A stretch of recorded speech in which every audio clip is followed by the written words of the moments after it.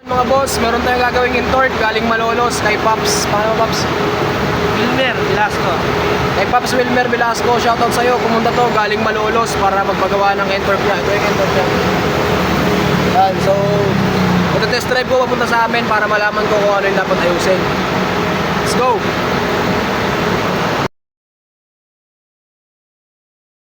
So ayun mga boss, meron tayong intort na gagawin galing Malolos version 2. So ito wala na tong filter, naka-mushroom na siya.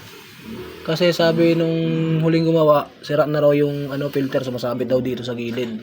Kaya ang problema, hindi binaklas yung throttle body pati injection pump nung humahagok. Kinalas yung air filter, pinalitan nito para mas maganda yung hangin. Pero sabi ko nga sa may-ari, goods pa yung filter, kailangan lang tong kalasin. Ito, kailangan lang tong buksan. Kasi pag nagbabara ang hangin, wala sa filter, either dito or dito sa butterfly. So let's go, update ko kayo mamaya pag natapos na to. So yan, so baklas na natin yung throttle body niya. Ayan, so ayan yung pag sobra yung langis, ganyan yung nangyayari, apaw. So ito, baklas na rin natin yung panggilid.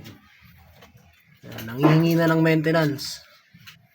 So update ko kayo mamaya pag natapos to. So CVT, injection pump. So ito yung throttle body kasama ng injection pump.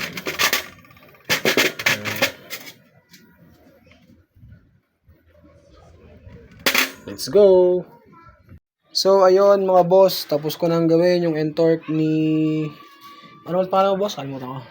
Ni... Gaspar na lang. Ha? Gaspar. Pops Gaspar from Malolos. Yan. So galing ng Malolos.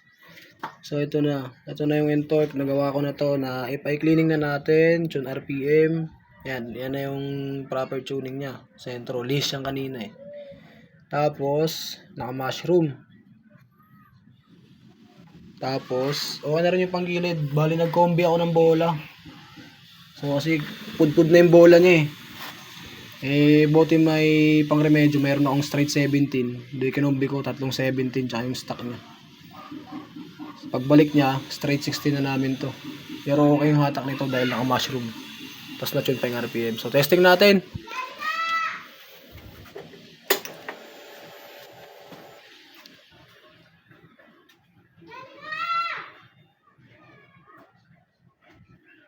Easy start ba?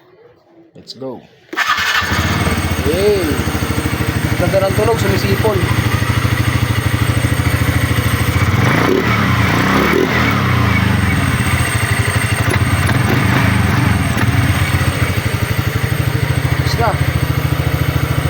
Yun, so tapos na natin gawin yung intort.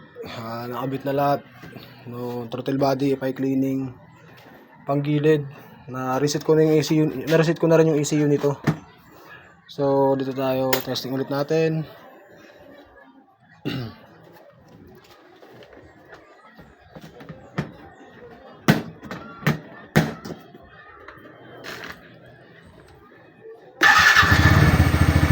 Hey, basic.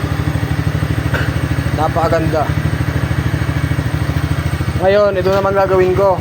Kasi ewan ko sino nagkabit nito. Baliktad yung pagkabit. Yan, kaya hindi nagagamit yung lock. Ewan ko sino nagkabit nito. Kung sino ka man, shoutout sa'yo. Yan, ayusin natin yan. Pero all good sa to lahat. Kung ano yung makina, yung panggilid, ano yan. Yan na lang. Brake lever na lang, tsaka yung lock. Let's go. Yan, so all goods na yung motor, nasat na lahat yan. Ito yung sira kanina kasi hindi ito naglalak, so nagawa ko na. Yan. Yan. Okay na. Baliktad kasi yung pagkakabit kanina niyan, pero okay na siya. Okay na. May lock na yung preno. Testing. Let's go. Yan, testing natin yung motor na ginawa natin. Babs sa video, Babs. Dito sa kabila.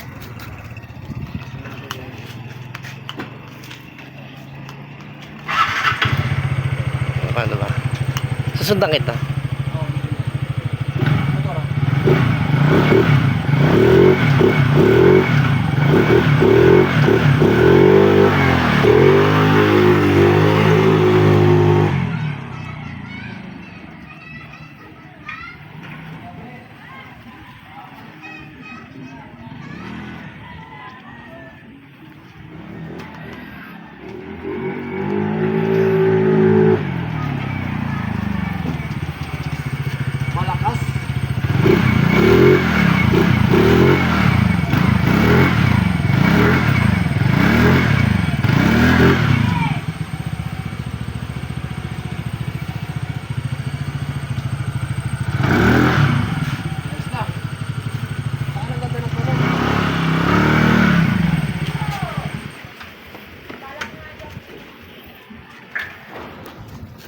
So ayun mga boss, ganda ng hatak.